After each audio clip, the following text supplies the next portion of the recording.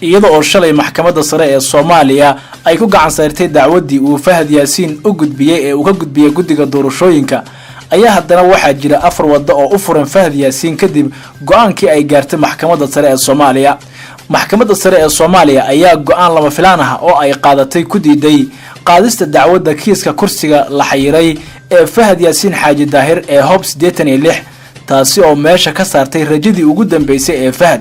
maxkamadda sare ayaa go'aankeeda sabab uga dhigtay in aanay awood u lahayn ka garnaqida cabashooyinka ka dhasha go'aanada maamul ee doorashada dadban ee baarlamaanka 11aad ee Soomaaliya waxayna aqbashay hor istaaga xafiiska gariiqaanka guud ee dawladda oo matalaya guddiga doorashooyinka heer federaal. go'aanka ayaa waxaa saxiixay saddexda garsoore ee dacwadan dhageystay kuwaasi oo kala ah gudoomiyaha maxkamadda sare Baasha Yuusuf Axmed, garsoore Cabdulcasiis Maxamed Yuusuf iyo garsoore Saalax Sheekh Ibraahim Dhiblaawe. Fahad Yaasiin ayaa sidoo kale aqbalay go'aanka isagoo yiri markii aan si qoto dheer uga baaraandegay qaraarka ay soo saareen garsoorayaashu waxaan rabaa inaan bulshada Soomaaliyeed la wadaago inaan ixtiraamayo qaraarka ka soo baxay maxkamadda sare oo ah hay'adda ugu sarreysa ee garsoorka dalka kaasi oo ay ku sheegeen inaysan awood u lahayn go'aanka gaarista galdacwadeedka. sidaas awgeed maxay yihiin wadooyinka u furan Fahad Yaasiin oo hadda ah la taliyaha amniga qaranka ee madaxweyne Farmaajo? arinta koobaad waa in uu ku noqdo guddiga xalinta khilaafaadka doorashada. 20 bishii Febraayo ayaa Fahad Yaasiin kursigiisa xildhibaanimada golaha shacabka lagu doortay magaalada Beledweyne kaasi oo sida xilligaasi uu sheegay uu kala kulmay loolan adag. hase ahaatee durbadiiba guddiga doorashada heer federaal ayaa ku dhawaaqay in la hakiyay doorashada kursigaasi taasi oo dhalisay muran weyn. guddiga xalinta khilaafaadka doorashada ayaa dhankooda sheegay inay fasaxeen kursiga Fahad doorashadiisuna ay ahayd mid waafaqsan habraacyada loo asteeyay doorashada. waxaa xusid mudan go'aanka guddiga khilaafaadka ma ahayn mid ku yimid cabasho uu u gudbiyay Fahad Yaasiin. maxkamadda sare ayaa shalay sheegtay in Fahad Yaasiin ay ahayd in dacwadiisa uu u gudbiyo guddiga markii la laalay doorashadiisa. markii uu isqabqabsigu gaaray ilaa maxkamadda sare qareenada guddiga doorashada heer federaal waxay ku doodayeen in guddiga khilaafaadka uu ku degdegay talaabadiisa uuna go'aan ka soo saaray xilli uusan weli u tagin siyaasiga dooda qabay oo ah Fahad Yaasiin. mas'uuliyiinta guddiga doorashada heer federaal ee magacooda loo soo gaabiyo FID ayaa qudhooda lagu dhaleelay in xubno ka mid ah guddigooda ay goobjoog ka ahaayeen meesha ay ka dhacday doorashada Fahad oo markaasi ay ku qanacsanaayeen sida ay wax u socdeen balse markii dambe la yimaaday arrimahaasi ka duwan. arinta labaad ee Fahad Yaasiin u furan waa in kiiska loo gudbiyo madasha wadatashiga qaran sida ku xusan habraacyada doorashada. haddii muran uu ka dhaco doorashada waxaa tallaabo ka qaadaya guddiga xalinta khilaafaadka doorashada. haddii xaaladdu ay iyaga ka soo gudubto waxaa go'aanka gaarista iska leh madasha wadatashiga qaran oo loo gudbinayo. xubnaha uu ka kooban yahay golaha wadatashiga qaran waxaa ka mid ah madaxweynayaasha maamul goboleedyada iyo mas'uuliyiinta dawladda federaalka ah. madaxweyne Maxamed Cabdullaahi Farmaajo waa uu ka baxay golahan balse waxaa dawladda hadda ku matala ra'iisul wasaare Maxamed Xuseen Rooble.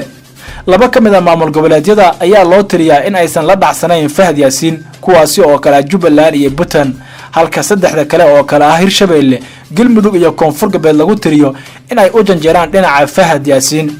waxaase aan meesha ka marnayn in ra'iisul wasaare Rooble uu miisaan ku leeyahay madashan. go'aanka kama dambaystaha ee la xiriira khilaafka kursiga Hob 86 waxaa gaari kara madasha wadatashiga qaran oo ah halka ugu sarreysa iyadoo la og yahay in mashquul badan uu ka jiro arrimaha doorashada daba dheeraaday. haddana la isku dayo in la dedejiyo waxa ay u badan tahay in aan lagu mashquulin hal kursi oo kaliya, laakiin hadiiba ay dhacdo in la horgeeyo ma cadda sida ay ku xallin karaan. waxaan filayaa in madasha wadatashiga qaran uusan saaxiibo badan ku lahayn Fahad Yaasiin maadaama ay hoggaankeeda qayb ka yihiin ra'iisul wasaaraha oo aad uga soo horjeeda iyo laba maamul goboleed oo uu kaashanayo, ayuu yiri Daahir Qoriyow Isaaq oo ah falanqeeya ka faalooda arrimaha gobolka. arinta saddexaad ee u furan Fahad Yaasiin waa inuu aqbalo ku celinta doorashada kursiga maadaama ay guddiga doorashada heer federaal dhankooda maxkamadda uga guuleysteen Fahad Yaasiin. waxa wadooyinka u furan hadda ka mid ah in uu iska aqbalo sida ay wax u wadaan sidaasna uu mar labaad ugu soo diyaar garoobo ololaha doorashada ku celiska. waxa la xasuustaa in dhawaan uu khilaaf weyn ka dhashay natiijada 3 kursi oo lagu soo doortay maamul goboleedka Koonfur Galbeed kuwaasi oo ugu dambeyn lagu heshiiyay in laba ka mid ah sidooda lagu fasaxo mid kalena doorashadiisa lagu celiyo. hase yeeshee su'aasha ay dad badan isweydiinayaan ayaa ah in haddii doorashada lagu celiyo ay ergada dooranaysa xildhibaanka iyo ugaasyadii soo xuleeyay odayaasha ay noqon doonaan isla kuwii hore.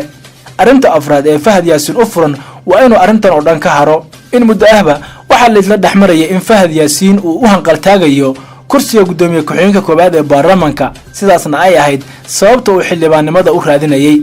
wax ka yar hal isbuuc ayaa hadda ka harsan doorashada gudoonka baarlamaanka kadib markii la dhaariyay inta badan xildhibaanadii la soo doortay. waxaa suurtagal ah in haddii doorashada kursiga Hob 86 lagu noqdo ay hawshaasi kadib marto xilliga gudoonka la dooranayo. taasi waxay sababi kartaa in Fahad uu isaga haro doorashada kadibna uu xooga saaro dadaalka lagu bixinayo ololaha doorashada madaxweyne Farmaajo. dad badan ayaa aaminsan in arrimo siyaasadeed ay sala ku hayaan sababta uu muranka u galay kursiga uu u tartamayay Fahad Yaasiin. waxaa ka mid ah in laga hor istaagayo suurtagalnimada inuu u tartamo xilka gudoomiyaha golaha shacabka sida uu qabo Daahir Qoryow, balse sidoo kale waxa uu sheegay in arrintu ay xitaa taasi ka sii weyn tahay. siyaasadda ugu weyn ee hadda socota waa in Fahad Yaasiin laga hor istaago kursiga afhayeenka baarlamaanka, laakiin taasi oo kaliya maaha. Fahad waa nin saameyn ku leh siyaasadda isagoo aan xubin ka ahayn baarlamaanka ahayna madaxweyne. marka xitaa xubinimadiisa baarlamaanka ayaa culays weyn ku ahayd mucaaradka ka soo horjeeda madaxweynaha iyo isaga siyaasadiisa. ma aha oo kaliya in laga daahinayo kursiga uu hanqaltaagayo, waxaase macquul ah in laga daahinayo doorashooyinka hadda socda si isaga oo gudaha ku jira uusan uga dhex ololayn baarlamaanka, ayuu yiri Daahir Qoryow. haddaba muxuu uga duwan yahay kursiga Fahad Yaasiin kuraasta kale? waxaa muddooyinkii u dambeeyay isa soo tarayay hadal haynta kursiga uu ku soo baxay taliyihii hore ee NISA Fahad Yaasiin Xaaji Daahir ahna la taliyaha amniga qaranka madaxweyne Maxamed Cabdullaahi Farmaajo. inta aynan u guda galin jawaabta su'aasha aan kor ku xusnay, aan dib u milicsano doorashooyinkii dalka ka dhacay iyo sidii ay ku soo baxeen xubnaha baarlamaanka la dhaariyay. kuraasta ilaa hadda la xalaalay doorashadooda ayaa waxaa qaarkood ama aan dhahno intooda badan ay ku soo baxeen hanaan ka fog heshiisyadii iyo habraacyadii lagu heshiiyay doorashada, isla markaana lagu soo saartay shakhsi jacayl iyo waliba dana siyaasadeed oo gaar ah. sidii la fahansan yahay kuraasta la doortay ee mudanayaasha dhawaan la dhaariyay ayaa waxay intooda badan doorashada wax badan aysan ka duwanayn magacaabis oo kale, iyadoo awoodda u weyn ay ku lahaayeen madaxda dowlad goboleedyada oo iyagu aan marnaba meel ka soo gelin doorashada kuraasta golaha shacabka.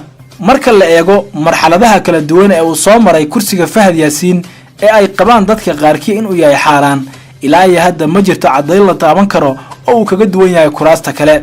haddaba tan kaliya ee ilaa iyo maanta lagu haysto kursiga Fahad Yaasiin ayaa ah sida la fahansan yahay mid siyaasadeed oo salka ku haysa xiisada ka dhaxaysa madaxweyne Farmaajo iyo ra'iisul wasaare Roble iyo saaxiibka koobaad ee madaxweyne Farmaajo oo ah Fahad. marka laga yimaado shakhsiyadda Fahad iyo ficiladiisa intii uu joogay xilka ugu sarreeya ee NISA, waa mudane dooran oo ku soo baxay hanaan aan ka duwaneyn kuwa ay inta badan ku soo baxeen xildhibaanada golaha shacabka. waxa ayaan darro weyn ah in guddiga fiid uu xalaaleeyo kuraas hanaankooda doorasho uusan ka duwanayn midka Fahad Yaasiin, isla markaana uu awoodiisa u adeegsado dana siyaasadeed oo gaar ah.